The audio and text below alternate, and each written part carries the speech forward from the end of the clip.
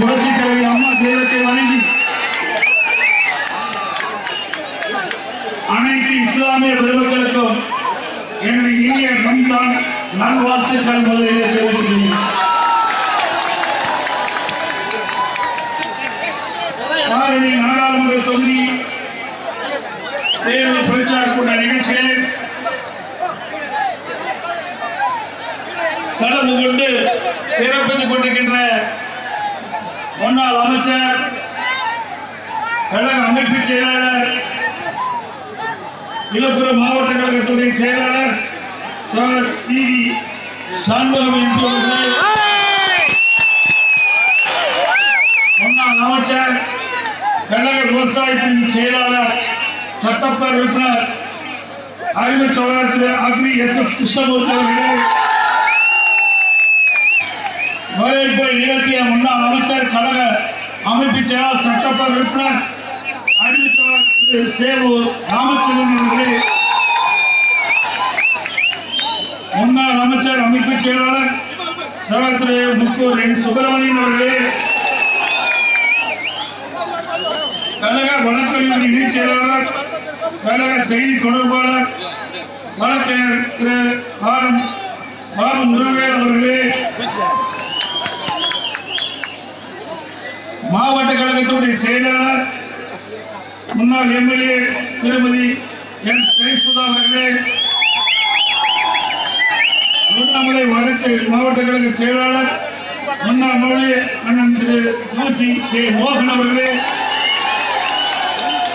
வழக்கறிஞர் இணை செயலாளர், முன்னாள் எம்எல்ஏ திரு வி பன்னீர்செல்வம் அவர்களே, அமைப்பு செயலாளர், முன்னாள் மத்திய இணையமைச்சர் அண்ணன் திரு செஞ்சி ராமச்சந்திரன் அவர்களே, முன்னாள் எம்எல்ஏ திரு குணசேகரன் அவர்களே, முன்னாள் எம்எல்ஏ திரு கே சுப்பிரமணியன் அவர்களே,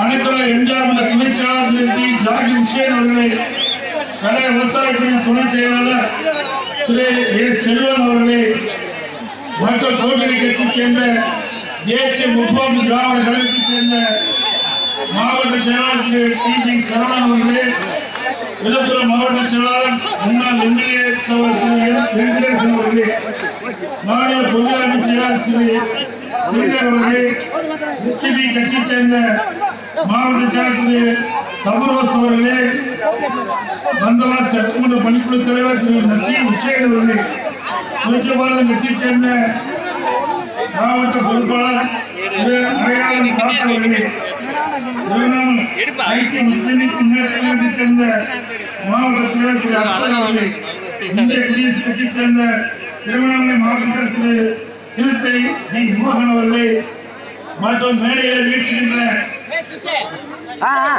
மாவட்ட கழகத்துடைய நிர்வாகிகளே, சார்பு மாவட்ட பொறுப்பாளர்களே, கூட்டணி கட்சி சேர்ந்த தலைவர்களே, பல்வேறு அமைப்பை சேர்ந்த பொறுப்பாளர்களே, வரையில் சிறப்பித்துக் கொண்டிருக்கின்ற ஒன்றிய கழக செயலாளர்களே, நகர கழக செயலாளர்களே, பேரூர் கழக செயலாளர்களே, வட்ட கழக செயலாளர்களே, வார்டு கழக செயலாளர்களே, உள்ளாட்சி பிரதிகளே, முன்னாள் கூட்டுறவு சங்க நிர்வாகிகளே, கழகத்திலே பல்வேறு பொறுப்புகள் இருக்கின்ற நிர்வாகிகளே, பெரியவர்களே, தாய்மார்களே, வாக்காளர் மக்களே, விவசாய குடிமக்களே, விவசாய தொழிலாளர்களே, பத்திரிகையாளர், ஊடகங்களே, மேலே வீட்டுகின்ற முன்னோடி தலைவர் அத்தனை பேருக்கு என்னுடைய முதற்க நன்றிகளாக வணக்கத்தை தெரிவித்து,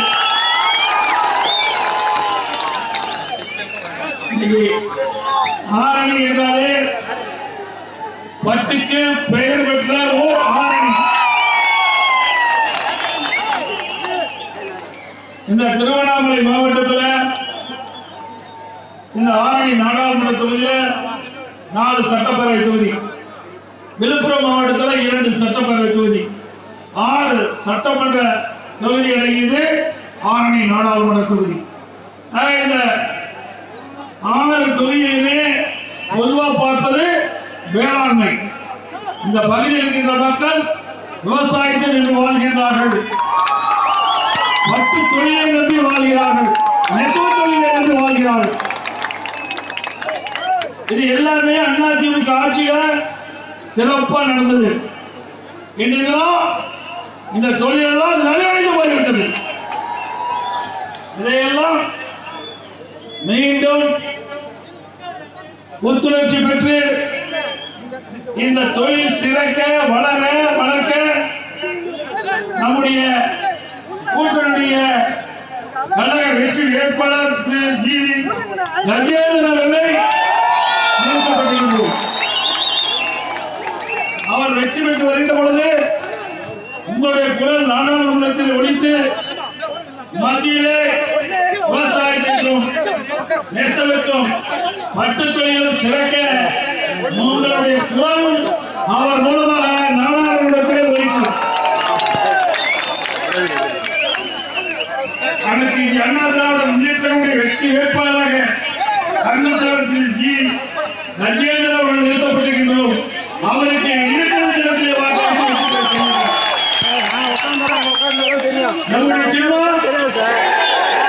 நம்முடைய சின்னம் சின்னம் அம்மாவின் சின்னம் விவசாய சின்னம் நெசவாளின் சின்னம் சின்னம் வெற்றி சின்னம் இரட்டை சின்னத்திற்கு வாக்களித்து லட்சக்கணக்கான வாக்கு வித்தியாசத்தில் வெற்றி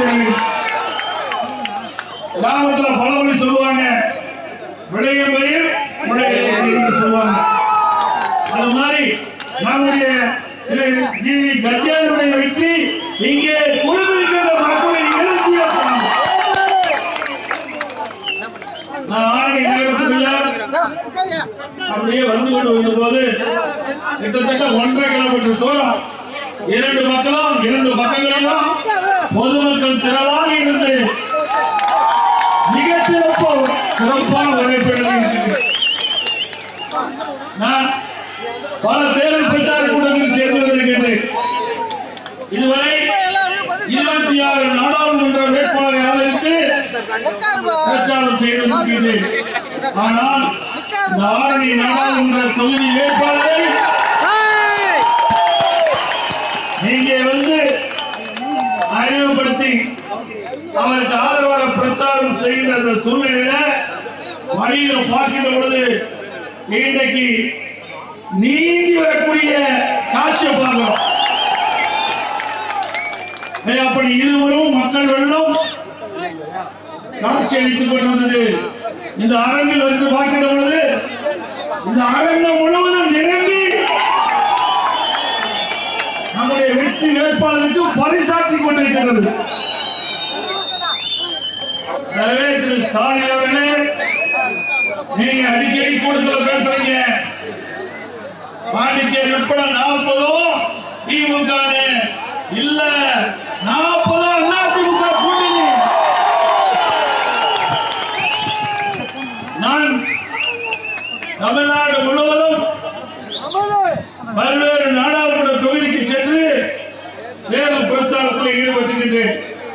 போகின்ற இடமெல்லாம் எங்கே பார்த்தாலும் மக்கள் வெள்ளம், ஒரே ஆரவாரம், ஒரே மகிழ்ச்சி. இந்த அரங்கம் முழுவதும் நிரம்பி இருக்கின்ற காட்சி பார்க்கின்ற பொழுது இந்த தேர்தல் பிரச்சார கூட்டம் அல்ல, அனைத்து இந்திய அண்ணா திராவிட முன்னேற்ற மாநாடு போல் காட்சியளிக்கணும். வீர வரலாற்றின் பொன்விழா எழுச்சி மாநாடு எப்படி இருந்தோ அதே காட்சி இங்கே பார்க்கப்படுகிற ஆரணியில். ஸ்டாலின் அவர்களே, அனைத்து இந்திய அண்ணா திராவிட முன்னேற்ற கழகத்தை உடைக்க எவ்வளவு முயற்சி செய்தீர்கள், முடக்க எவ்வளவு முயற்சி செய்தீர்கள். எங்களுடைய தொண்டர்கள், நிர்வாகிகள், தகவல் தொழில்நுட்ப நிர்வாகிகள், முன்னாள் அமைச்சர் என்பது பல பொய் வழக்குகள் எல்லாம் போட்டீர்கள். கட்சியை முடக்க, கட்சி பணி செய்ய அவருக்கு தடையாக நீங்கள் ஏற்படுத்தினீர்கள். எங்கே ஆரணியை நோக்கி பாருங்கள், எவ்வளவு தடைகள் வந்தாலும் அத்தனையும் தகர்த்தெறிந்து அனைத்து இந்திய அண்ணா திராவிட முன்னேற்ற கழகம் நாடாளுமன்றத்திலே வெற்றி பெறும், வெற்றி பெறும், வெற்றி கொடி நாட்டுவோம்.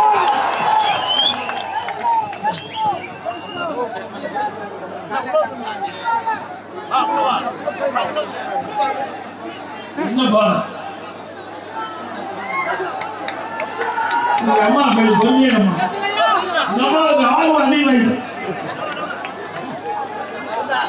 அனைத்து இந்திய அண்ணா திராவிட முன்னேற்ற கழகத்தை பொறுத்தவரை பொன்மனச்செம்மல் புரட்சி தலைவர் எம்ஜிஆர் என்ற மாபெரும் சக்தி இயக்கத்தை உருவாக்கி கொடுத்திருக்கின்றார். இதே புரட்சி தலைவர் அம்மாவர்கள் புரட்சி தலைவர் எம்ஜிஆர் தோற்றுவித்த கட்சியை கண்ணை இணை காப்பதை போல காற்று நம்மிடத்தை ஒப்படைத்திருக்கின்றார். இந்தியாவிலும் சரி தமிழகத்திலும் சரி எத்தனையோ கட்சிகள் இருக்கின்றன, எத்தனையோ தலைவர்கள் இருக்கின்றார்கள். ஆனால் நம்முடைய தலைவர்கள் போல் கிடையாது. எத்தனையோ பேர் மனித பிறக்கின்றார், வாழ்கின்றார்கள், இறக்கின்றார்கள். ஆனால் பொன்மனச்செம்மல் புரட்சி தலைவர் எம்ஜிஆர், இதே புரட்சி தலைவி அம்மா, இருவரும் தலைவர்கள்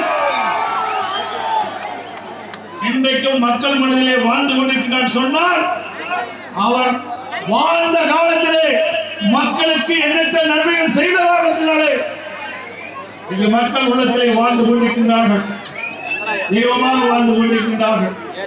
ஸ்டாலின் அவர்களே, இருவரும் தலைவர்கள் இருக்கின்ற வரை, அவருடைய ஆட்சி இருக்கின்ற வரை, உங்களை போல் 1000 ஸ்டாலின் பிறந்து வந்தால் அண்ணா திமுக தொட்டு கூட பார்க்க முடியும்.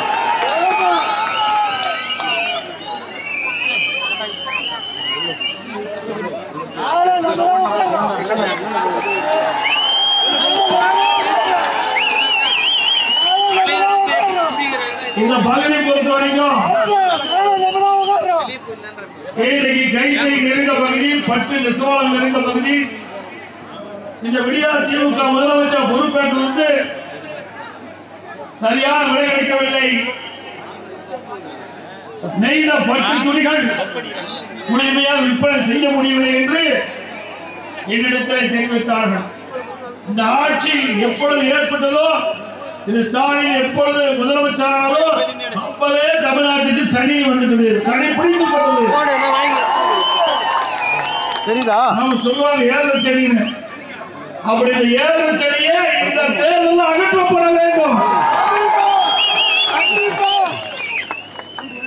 திரு ஸ்டாலின் அவர்களுடைய ஆட்சி ஒரு பொம்மை முதலமைச்சர் ஆளுகின்ற ஆட்சியா பார்க்கலாம். அதனாலதான் எந்த தொழிலுமே செய்ய முடியாத ஒரு அவல நிலையை தமிழகத்திலே பார்க்க முடிகிறது. அதே போல வேளாண்மை, விவசாயம், நெல் உற்பத்தி அதிகம், கரும்பு அதிகமாக பயிரிடுகின்றார்கள், வாழை அதிகமாக பயிரிடுகின்றார்கள், கடலை பயிரிடுகின்றார்கள். நான் ஒரு விவசாயியாக இருக்கின்றேன், இன்றைக்கு விவசாயம் செய்து கொண்டிருக்கின்றேன்.